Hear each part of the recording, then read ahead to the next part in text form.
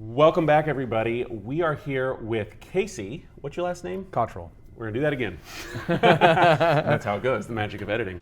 Welcome back, everybody. We are here with Casey Cottrell, a grade 4 wastewater treatment plant operator and the chief plant operator of Marin Sanitary District Number 5 in Tiburon, California. And Casey's going to tell us his story, how he got into the industry. We're gonna just have an organic conversation here, and I'm gonna ask him some questions. And at the end of this, if you have any questions, please put it in the comments, and I can loop them back to Casey if he has any career advice for you. And also, I'll always ask, if you get anything out of this, please like, subscribe, pass to your friends, and let's help folks get certified.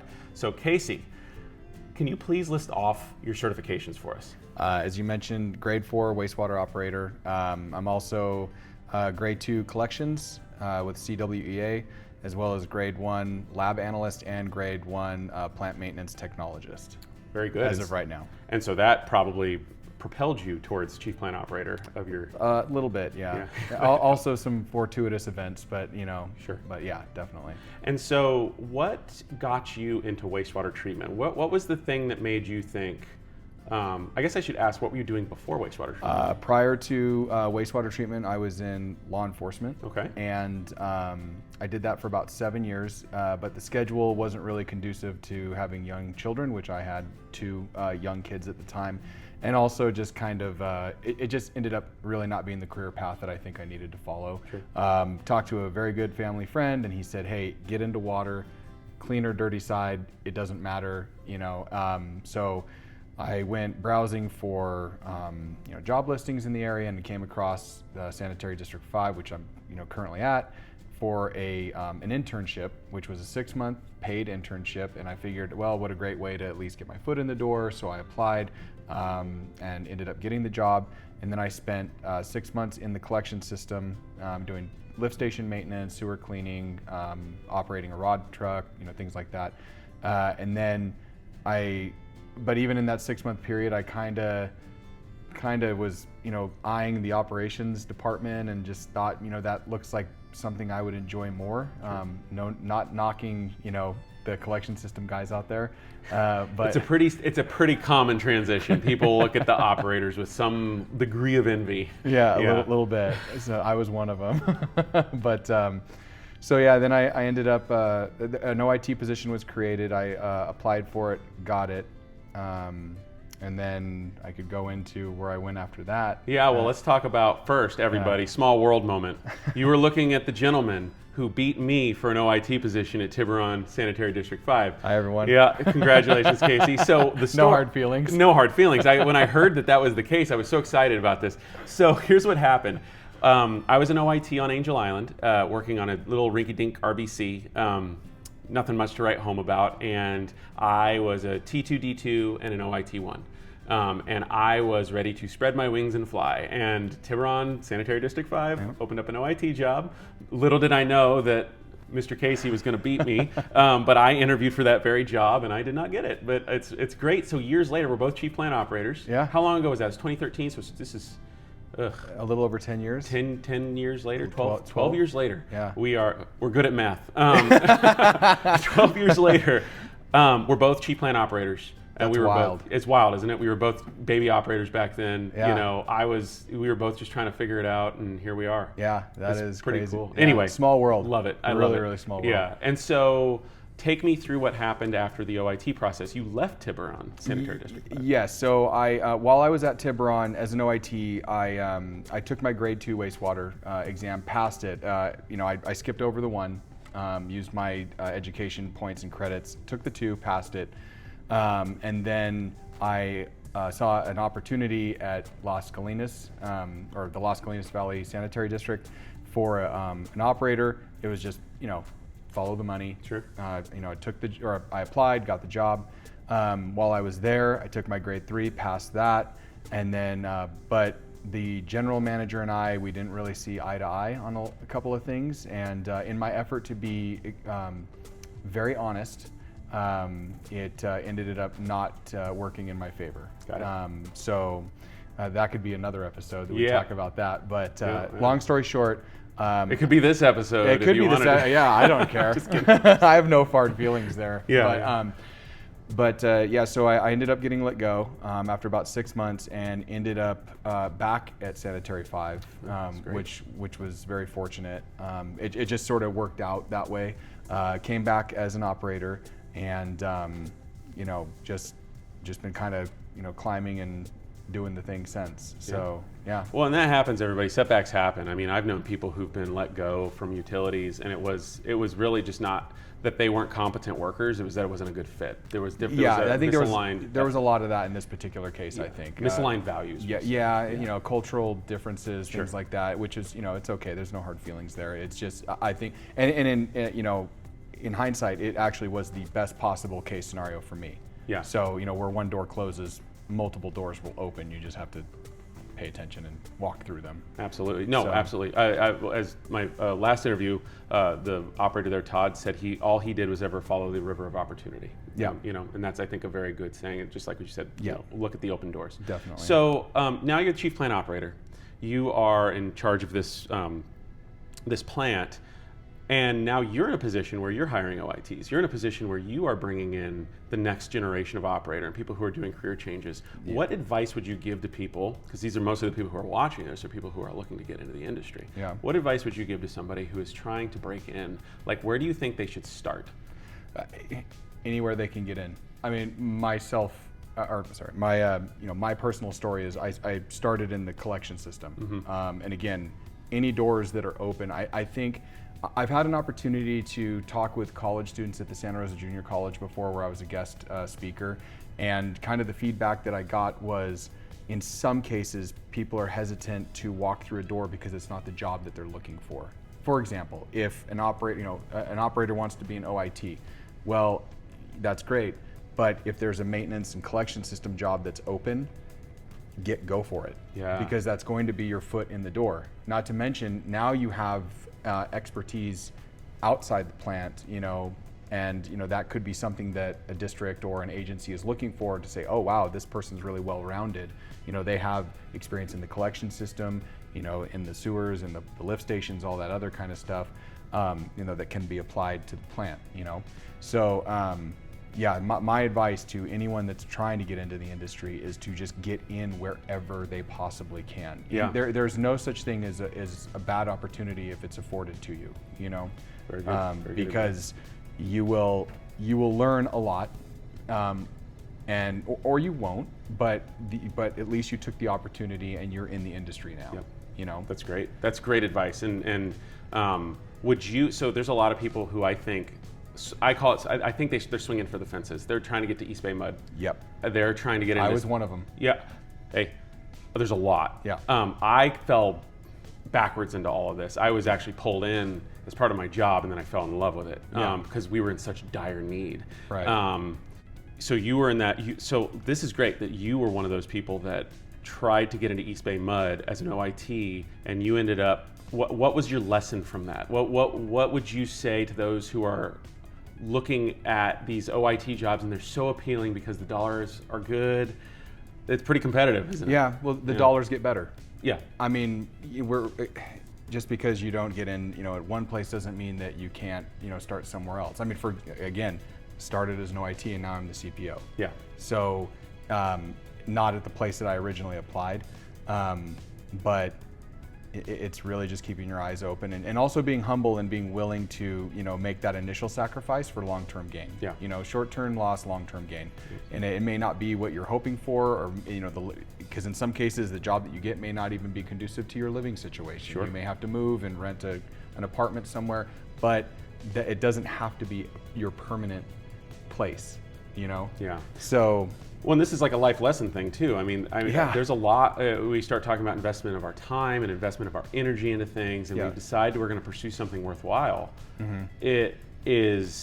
You're taking a risk. Like, there's no risk-free anything in this world. No. Like, there is nothing without risk. And I would almost argue that the greater the risk, the higher the reward. Oh, sure, certainly. You know. Yep. So, but yeah, you have to be willing to risk taking the job that you may not like in order to get where you were trying to get to. Absolutely. Perfect. So that's great advice. Now let's talk about, what would you say if there's others that are watching this that aren't trying to break in, they're already operators, they want to promote. What advice would you give to somebody who's a shift operator looking to make this step into the administrative side of things, the management, shift supervisor, whatever? Well, obviously showing interest to people who are in administration to say, hey, how does this work? How do you guys do this? Or, whatever. But I mean, and that's all great and everything, but also taking the initiative to do extracurricular education on top of that, maybe taking a couple of classes at your local junior college, getting certifications with human resource management, things like that.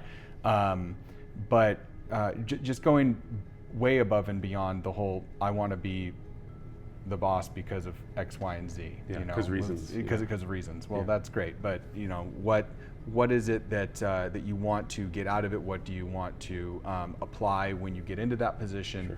That's. I mean, I'm still learning myself. I mean, there's a lot I need. I'm sure you can talk to my crew. There's a lot that I need to learn still, and I understand that. It's nobody's perfect, myself definitely included. But yeah.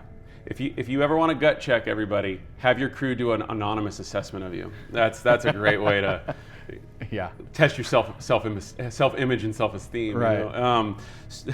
I've got a funny story about that, which we won't share here, and it wasn't me; it was my boss. So okay, that's great. And something else I'd like to add to that is, I always tell people, you are always interviewing for your next position. The way you show respect, the way you are a team player, you are doing it right now. You need to be that person before you get into that job. There are people who are going to take the grade 3. There are grade 2. I believe people become grade 3 operators before they pass the test.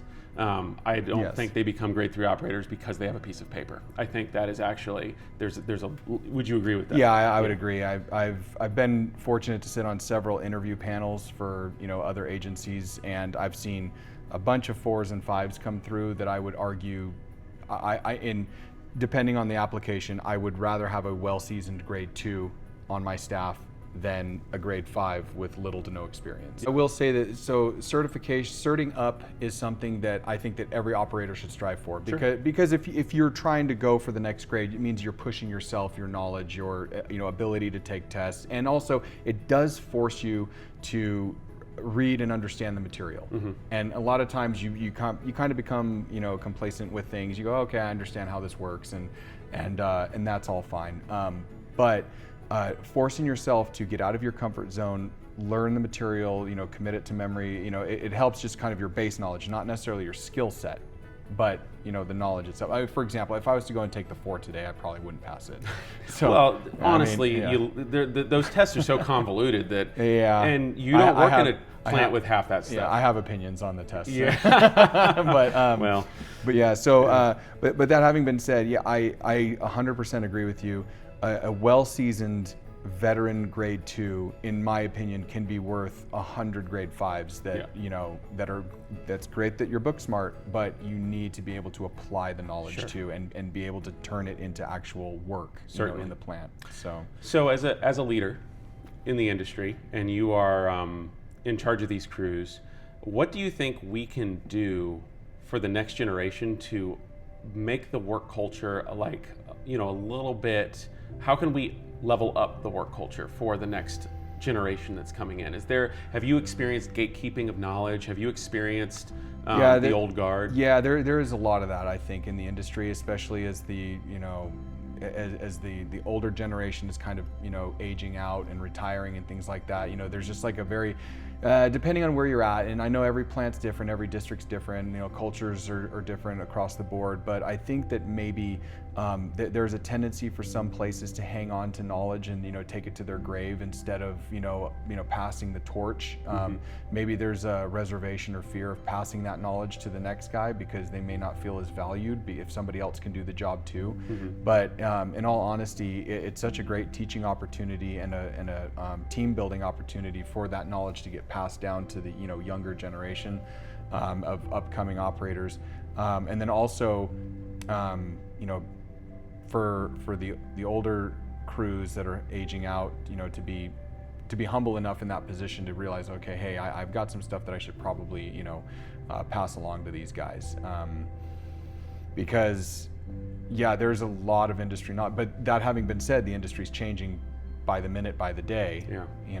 Well, so, I guess I'm talking more, we know where the bodies are buried in the plant, so to speak, like, that thing right there, if you touch that button, that kind of stuff. So there's a lot of, so right now our plant's going through a big rehabilitation project. We're rehabbing both of our digesters, we're doing seismic upgrades, pipe, replacement, valve replacements. We're redoing our dewatering facilities to make it a little bit easier to service some of the equipment.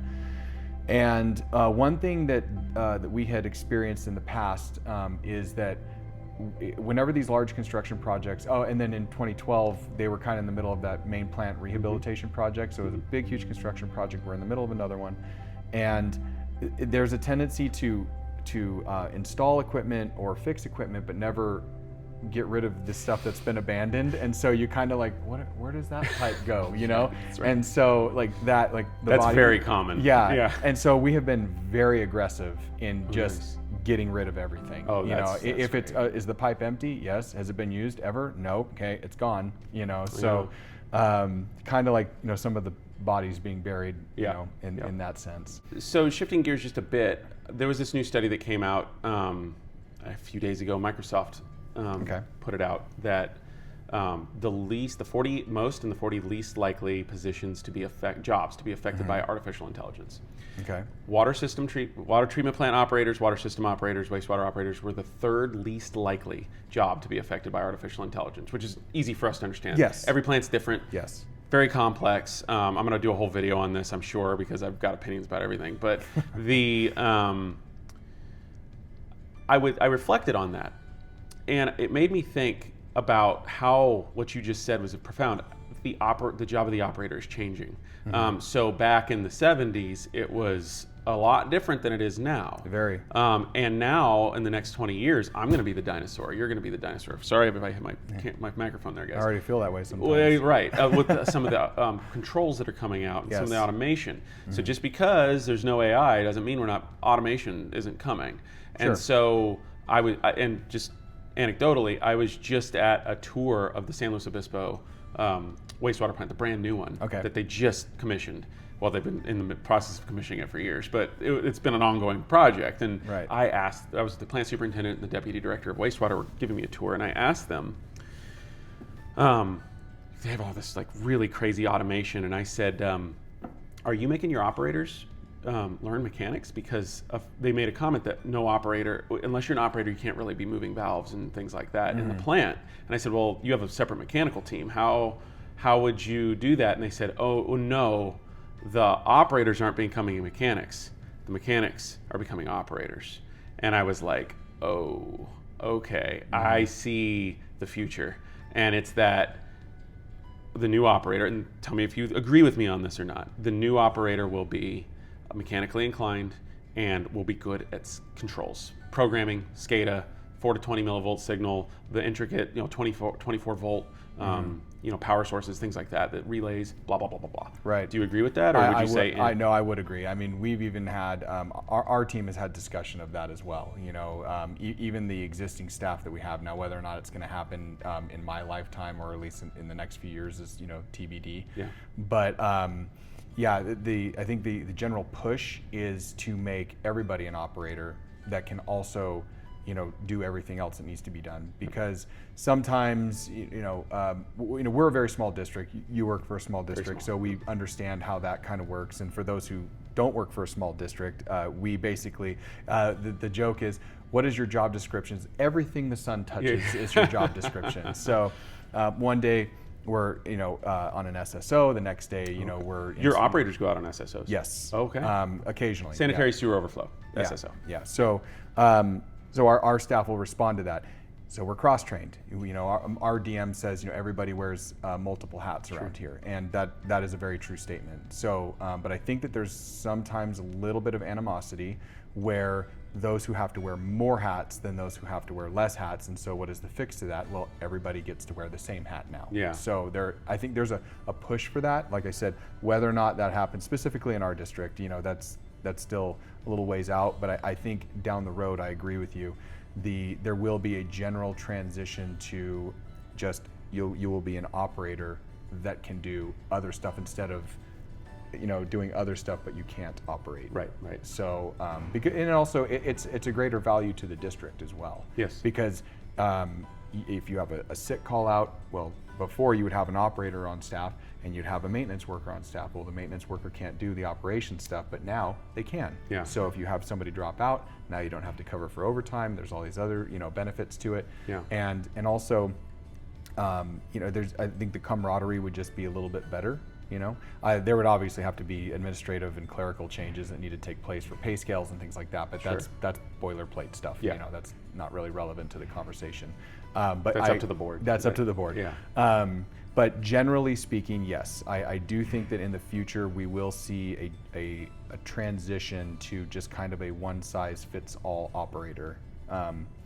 Jack of all trades, so to speak, but specifically, being very versed in mechanical and also, IT, or at least, SCADA controls, things like that. The operator's becoming more cerebral. Yes. Yeah.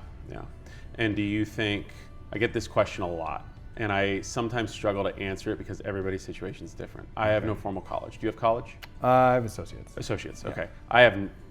I have School of Hard Knocks and a little bit of ADD mixed in there. Okay, so I did the You're in good company. Yeah, it's the Sac State books, and then Same, yeah. Rich, I love you if you're watching this. A CPO that could rip my pretty good with a cigarette hanging out of his mouth.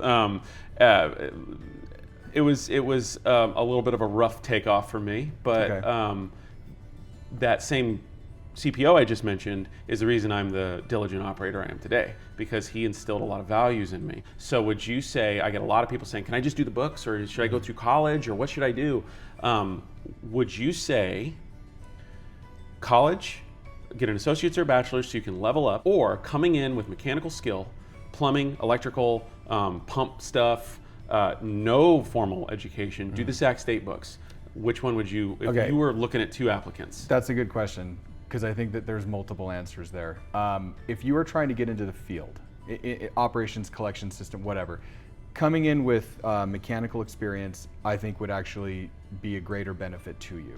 It depends on the culture of the agency that's hiring, but I would say that if you're coming in and you have a pretty good background in mechanical or mechanics or whatever, then you're likely to be a much more tempting hire for the board. However, if you, as a person who is applying for that job, have a long-term goal of leveling up into administration or management or whatever, you're going to have a much harder climb without those credentials, just because that's just the day and age that we live in. You have to have papers, for the most part, to get into administration and things of that nature. But yeah, to get your foot in the door, mechanical background is probably just fine. But if to get in through the door and you want to level up in the future, I would highly recommend some kind of college. At least an associate's at the bare minimum. And then once you're in the door, I would continue to press your education further, as far as you can take it. Sure, absolutely. That's great advice. And I think I need to, definitely speak to my biases in my answers, because I work for a very small district. The board members know me very well. I mean, I go to all the board meetings. I have to do a little operations report every month. I don't talk to them. They ask me questions, but I just kind of sit there quiet. And my GM does everything. And I've expressed to my general manager interest in moving up into his role when he retires, which could be in the next, who knows, 2, 3, 4 years. But I'm not formally educated. And I asked him, will that be a problem? And he said, no, there's something written in the manual. Succession plan? Well, it says like experience at the board's discretion. They can take experience in exchange for education. They can pick whoever they want. Yeah. But it's a special case. You go to East Bay Mud with that idea in your mind, you better get that idea out of your mind. East Bay Mud is one of the biggest utilities, by the way. If you're not in California, it's East Bay Municipal Utility District. It's apparently one of the creme de la creme places to work. It is quite the agency. Yeah, I have a friend that works there, and she really likes it there. I've heard wonderful things about East Bay Mud. Huge agency. Yeah. And so it's you would be very hard pressed to go in a situation like mine and have the board or whatever their director level stuff go, oh yeah, I'll take that, not well groomed guy over there Right. that's good at that, it, like makes funny jokes. Like I'm not going to do that. Right. They're going to be looking at, it's very cut and dry. There's union issues, and so you're absolutely right that if that's your track, if you really want to be a GM and you want to go to the highest levels, you probably need to invest in that bachelor's Yes, degree, definitely. or master's even. In some cases, yeah. Yeah. The bigger the agency, you can assume the bigger the agency, the more paper you're going to need. Absolutely. Yep. Very good.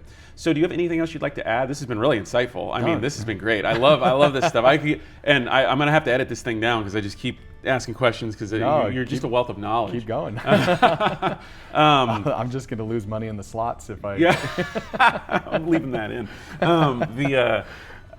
So do you have anything to add or anything to tell people that we didn't cover today? Anything that you could go back to yourself, that OIT 12 years ago, and say, hey man, this is something you should know? Yeah. So this is it's advice to me in the past, and anyone else, take it with a grain of salt.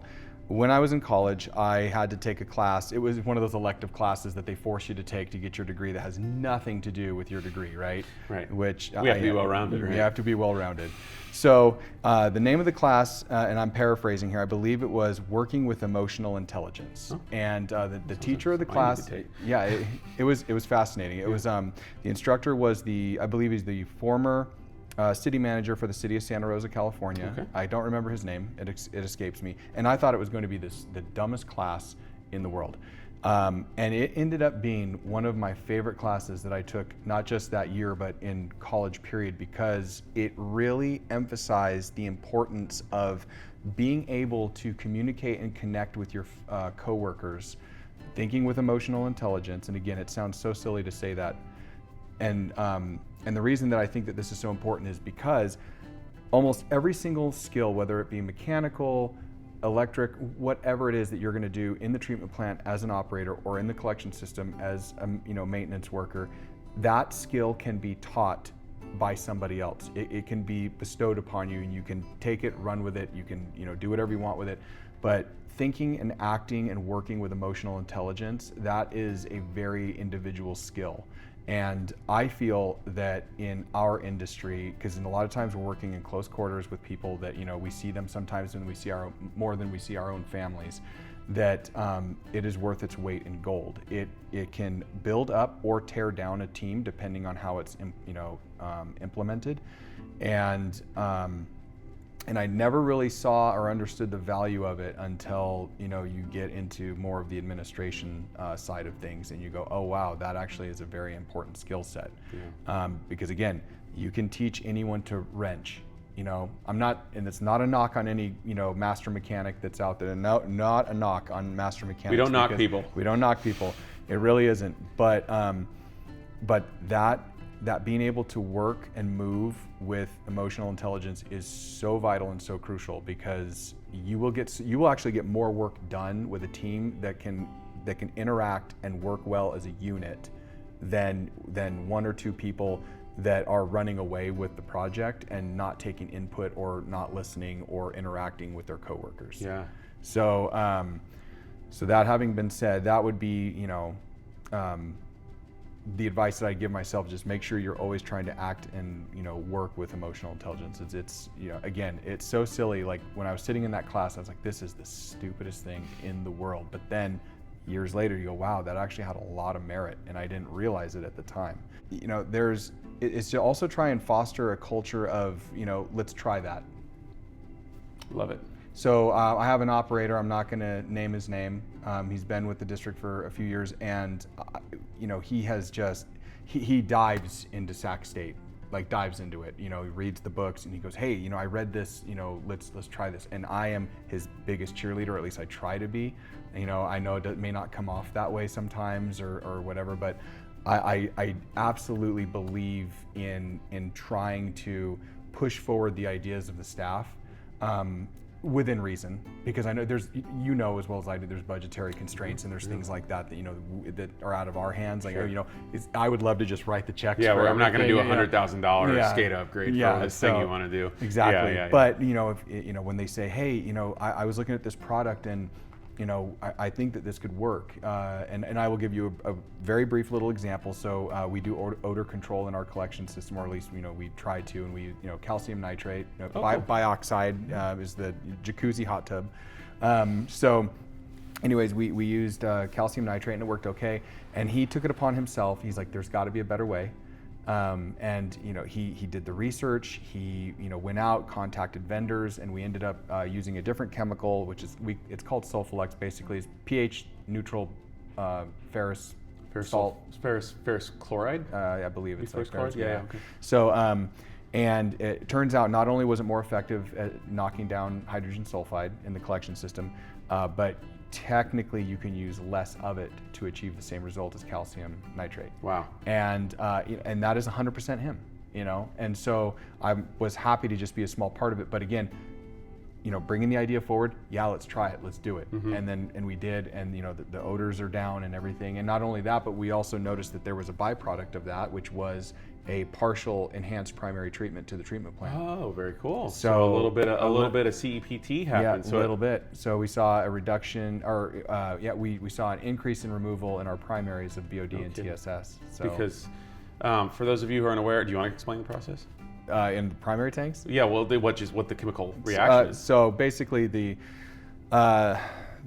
ferrous is a heavy compound, and essentially, just to make it really simple, really quick, those compounds will grab solids and push them down to the bottom of the tank more easily than if they were left to their own devices. And so they're heavier, and so they push, and it creates a thicker blanket in our primary tanks of sludge. And and if you want to get into the real nitty-gritty of this, I did a coagulation flocculation whiteboard, and I'll put it in the links at the bottom of the description. I go into the actual science of coagulation and flocculation, kind of what he's talking about here. But no, it just overall, the performance of the plant just is significantly better with the addition of that chemical. And again, just getting back to that operator, he took it upon him. He took the mantle of responsibility to say, how can we do this better? And I love that. So you would tell people that are breaking in or trying to promote, not in an obnoxious way, because you can do this unskillfully, where you go around emotional intelligence. There's a way to ask. I think on both sides, the leader and the trainee. The trainee can come with a little bit of humility, and you know what? Honestly, us leaders can have a little bit too, because we don't know everything. No, not at all. Yeah, and we can sometimes come off like that, know. But and we're all works in progress, right? Yeah. So anything else you'd like to add to this conversation? No, man. This has been a really awesome opportunity, actually. Yeah. No, I'm glad you came. So, and Abby is how we know each other. That is your senior wastewater operator. Yeah, she's one of my senior operators. She was hired a few years ago. She just got promoted to lab coordinator. Okay. Prior to her doing that, I was the lab director, stepping into the superintendent position and then into the CPO role now. So she's kind of been moved along to fill that void. And she's doing a fantastic job. We love having her. She's amazing. Yeah. Well, she's going to be on the channel. I'm going to interview her as well. Oh, awesome. Yeah, I was hoping she'd be here. Well, so I have nothing but good things to say. Because since I know she'll be here. Yeah. Oh, you can lay all the things on her, and then we'll have her volley back at you, all on my channel, and everybody gets to watch. No, she's absolutely wonderful. We love having her. And also, a fun little fact, she was the first female operator hired at the district. Really? As well. Yeah. And the CWEA Operator of the Year. Last year. In the Redwood, I believe in the Redwood section, and then she also won state. So and then big deal. Yeah, not to toot our own horn, but we also won Small Plant of the Year for our section as well. Oh, very good. Yeah. Good so for you guys. yeah, we're it is a work in progress.